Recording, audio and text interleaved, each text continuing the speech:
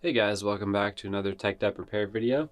In today's episode, we're going to be working on this Dell Inspiron. This is a 5406 2-in-1. This is a 14-inch laptop. It got mailed in for a fan replacement because this one actually just does not spin. When it does, it makes a horrible grinding noise and it pops up a CPU fan error on boot up from the BIOS. So let's go ahead and get into it.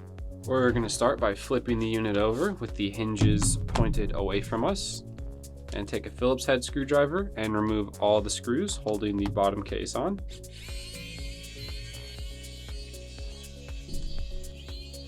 And now we're going to take a plastic spudger and unfasten the clips holding the bottom case on.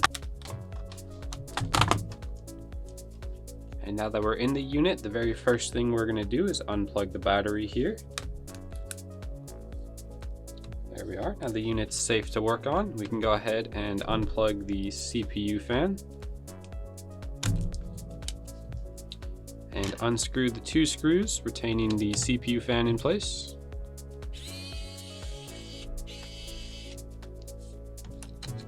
And take our fan out.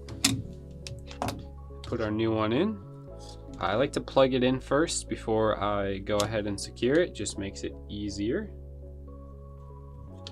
But if you guys are looking for any parts or tools you see in the video today, check us out at tekdep.com. If you're interested in a mail-in repair similar to the one you see, or any data recovery service, check us out also at tekdep.com. We do it all every day. And now we're just going to go ahead and secure the fan. Plug our battery back in. Place our bottom cover back on and snap it down. And secure it to the assembly.